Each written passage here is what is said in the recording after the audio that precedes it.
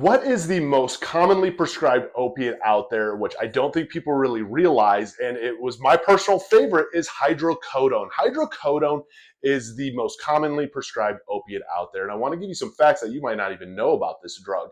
Because for me, hydrocodone gave me a huge rush of dopamine. It made me feel great. This was the only opiate I ever took that made me a little scared. When I took Oxy, it didn't give me the same feeling. When I've taken um, Tramadol, hasn't given me the same feeling. I will say this though, hydrocodone for whatever reason hit me on a different level. And so these are some of the reasons and ways that hydrocodone is so dangerous that we don't even realize. If you're new to the channel, hit the like and subscribe button. First, let's look at what hydrocodone is. So this is more known as Vicodin. If you're an addict, you probably know it is also Norco. There's a lot of different street slang for it. Now, it is very effective for moderate and severe pain. And so that is one of the things that, yes, it is a prescribed opiate. And the reason is it is a combination opiate is what makes it so prescribed also. So it has acetaminophen in it, which is the active ingredient in Tylenol. So it's pretty much like opiate and a Tylenol together. And now is that it has this non-opiate combination, has a little bit of a stigma that it's not like an opiate, where in reality, yes, this is an opiate. Now, also, it is very heavily prescribed because you can get it in a liquid form, pill form, not just like IVing when it comes to like morphine and so forth. So it is very effective, very easy to use. And it's something that doctors are very familiar with, and even us as patients very familiar with. We know and have heard of VICODIN before. It's something that because you've heard of it, you know of it, you feel that you have a better understanding of it. Where in reality, just like any opiate out there, this does bond to your opiate receptors in your brain. And now the last one is the marketing of it. This was marketed as a safer alternative because of the acetaminophen in it. It was marketed as a safer alternative to opiates because it's not like a true opiate, where all that was marketing and sales. And unfortunately, it has made it still the highest prescribed opiate pill out there.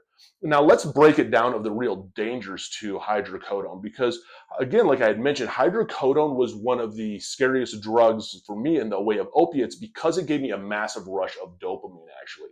So this gave me a lot of energy, and that's what people who take opiates will tell you. Like in the very beginning, we think of like heroin addicts and fentanyl addicts doing the nod and passed out, doing the fading in and out, just all of that. Where when you first start this stuff, it's very euphoric. It makes you feel good. It's a lot of dopamine hitting your system. Like you feel unstoppable. And that's what it made me feel like. And I knew at the time my drug of choice was alcohol and cocaine. I was afraid of anything that would mess with it. But also it had a little bit to do with my upbringing. When it came to anything that was an opiate, I knew not to ever mix it really with alcohol. I was just taught that as a kid.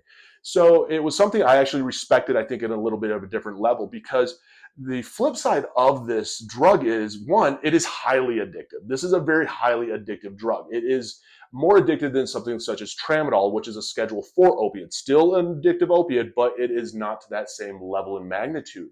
Now, the other thing, too, is this has respiratory depression, especially when it comes to alcohol, benzodiazepines. This is not something that you want to mix with anything else. What the respiratory suppression is one of the easy ways to actually die, in a sense, is you gurgle, snore out. Your brain is not processing the fact that there's too much CO2, so you're not breathing correctly. Is a common OD death that you get from this. Now, another one is when it comes to addiction-wise, we're not taking this as prescribed. We're chewing these things like Skittles. You got to remember that. So when you're popping these things left and right like Skittles, guess what? That acetaminophen attacks your liver, so it is very damaging to your liver. So there are a lot of lasting effects that can happen when it comes to dissolving and eating it away. Also, extremely fast tolerance. And that's one of the things I don't think people really realize is how quickly and easily a lot of these tolerances are built by different medications and different opiates and drugs and stuff out there, where after a while, give it a 2-3 weeks, the same dose isn't going to give you the same effect because your body does build a fast tolerance to it.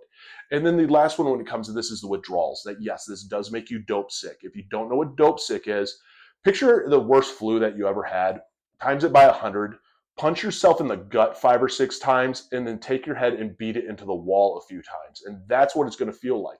Dope sick is your body going into withdrawals because your pain receptors have went hyper excited. So your whole body is going to ache massively of a lot of pain. Your joints are going to hurt. Your lower back is going to hurt. Everywhere is going to hurt. The other flip side too is that you're not eating, you have no appetite, you are not drinking, you're not thirsty. So now you can suffer from dehydration also. The other part of it too is that you're going to now start having hot and cold flashes. You're going to be massively constipated. So your body's going into a full on reaction to this. And dope sick is a scary place to be. One of the most common reasons why people relapse when it goes to getting sober on opiates.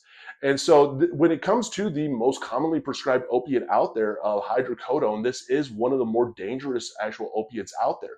But because of how bad, like how well it was marketed and sold, made it seem that it was so safe. Like Vicodin, man, that's fine. There's nothing wrong with taking a couple Vicodins. Hydrocodone so commonly prescribed when get your wisdom teeth pulled, and it was one of these that was so normalized. And let's face it, it still is. I mean, comment your experience with this down below. But like the first time we were ever exposed to opiates was probably hydrocodone, and that's when we got our wisdom teeth pulled. And it was a fun experience. We took hydrocodone. It was like a big warm bear hug, and family members are laughing because we're saying silly things and we're not all there. Like your first experience with opiates is typically a really good experience.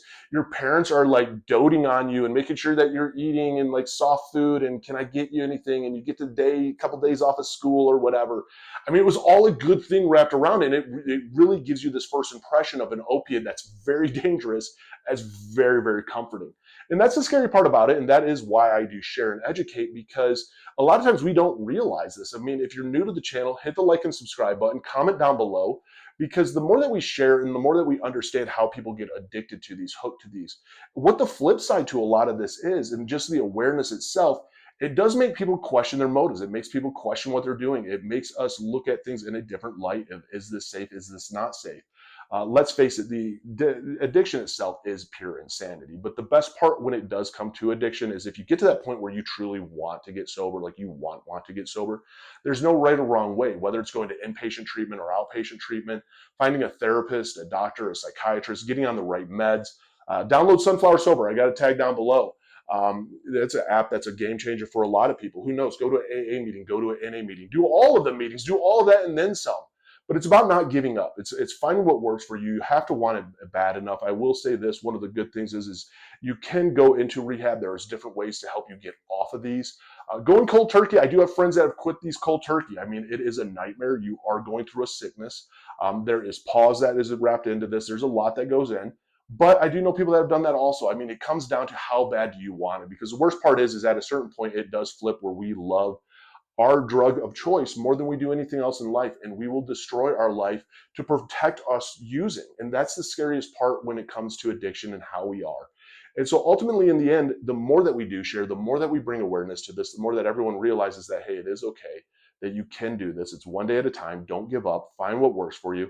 And I will say this, I never thought I could get sober, and after 13 years I finally did, because I never gave up and because I truly at a certain point wanted it bad enough. And that's what it's all about. So for the one out there going through it right now, I am proud of you. You got this one day at a time.